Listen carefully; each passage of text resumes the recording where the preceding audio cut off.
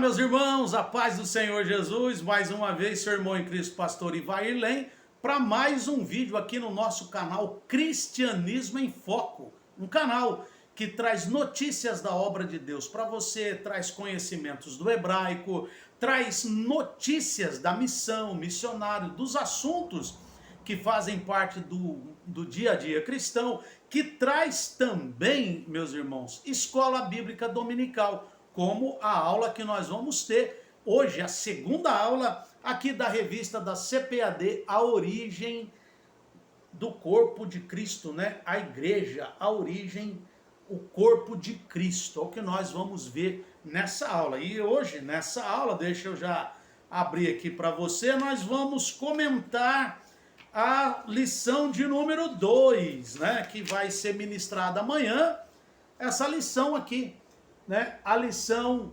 Imagens Bíblicas da Igreja. Essa é a lição de amanhã, mas que você já vai ver um resumo dela hoje aqui nesse canal. Por isso, não é inscrito? Se inscreve, ativa o sininho de notificação, deixa o seu like, compartilhe esse vídeo aqui em todas as suas redes sociais. Se você for professor, se você for superintendente, secretário da escola dominical, se você for pastor, líder, deixa o seu comentário aqui, deixa a sua contribuição para que essa aula fique cada vez mais dinâmica e possa alcançar mais vidas no nome de Jesus. Vamos lá então para a nossa aula de hoje.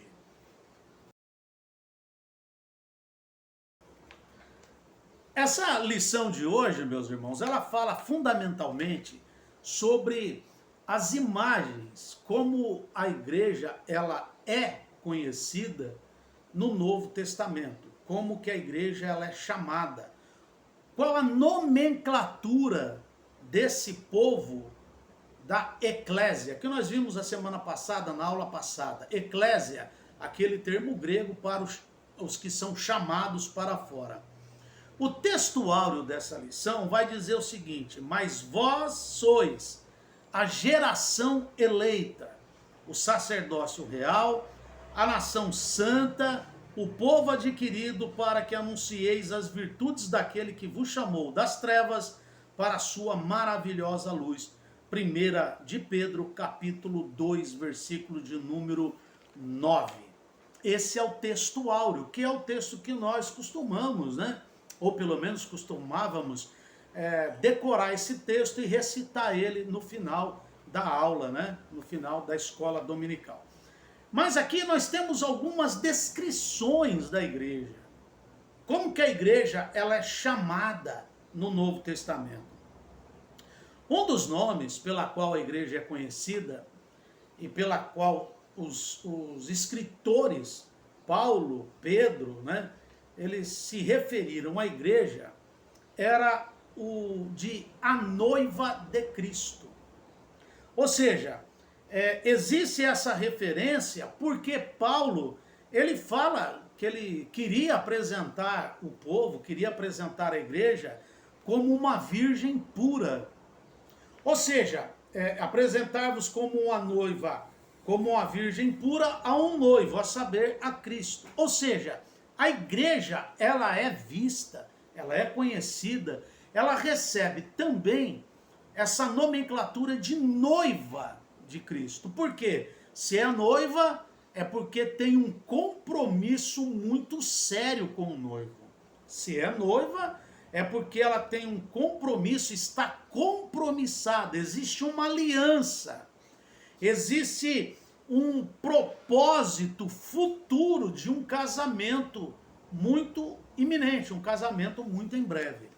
Essa é uma das formas como a igreja ela é conhecida. Também de esposa de Cristo, também pelo apóstolo Paulo. Paulo disse que era para as mulheres se submeterem aos seus maridos como a igreja estava submissa a Cristo. Ou seja, Paulo, ele coloca a igreja como submissa a Cristo, como a mulher, ela deve ser submissa a Cristo. Mas aí tem um segredo. Cristo não faz mal para a igreja. Cristo, ele não trata mal a igreja. Ou seja, uma mulher que ela só vai ser submissa a um homem que a ame, a um homem que se entregue por ela a ponto de morrer por ela. É incrível isso, né? Paulo diz assim, eu digo esse mistério a respeito de Cristo e da igreja, né?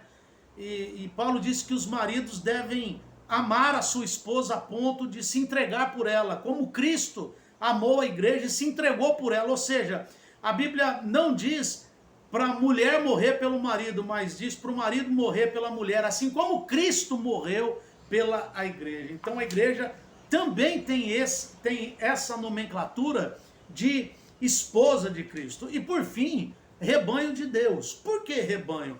Porque o rebanho de Deus, quando se fala em rebanho, nós estamos voltando a atenção para aquele pastor.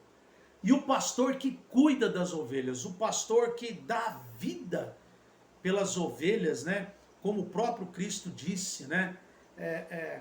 Que o dono da igreja, o dono das ovelhas, ele vai adiante, as ovelhas ouvem a sua voz e reconhecem a sua voz e elas o seguem.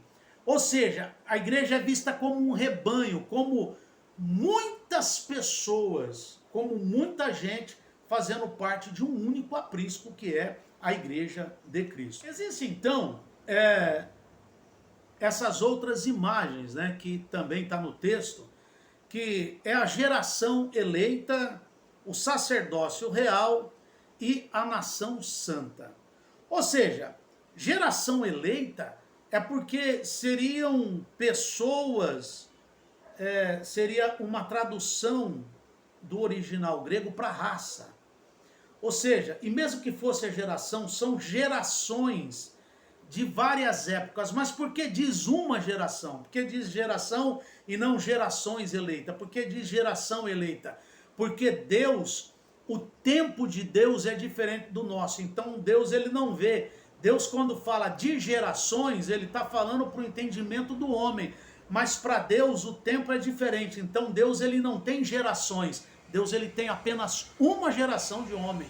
É incrível isso, irmão. Nosso Deus é tremendo.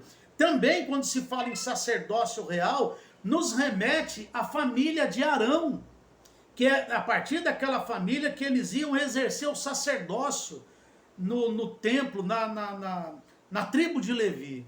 Mas agora, todos nós somos sacerdotes. Por quê? Nós podemos apresentar as nossas orações, a nossa intercessão ao Todo-Poderoso, ao nosso Deus. E a nação santa, irmão? Aquilo que nos dá a entender de uma nação poderosa, de uma nação formada com as suas instituições, digamos assim, uma nação poderosa, uma nação que tem bandeira, uma nação que tem estatutos, uma nação que tem uma constituição, que tem um exército. Isso é a nação santa, assim como diz o apóstolo. E por fim, a igreja também é conhecida como o corpo de Cristo. E aqui eu vou dizer para você que é impressionante quando Paulo diz que nós somos membros de um corpo. Cada membro tem uma função específica dentro do corpo.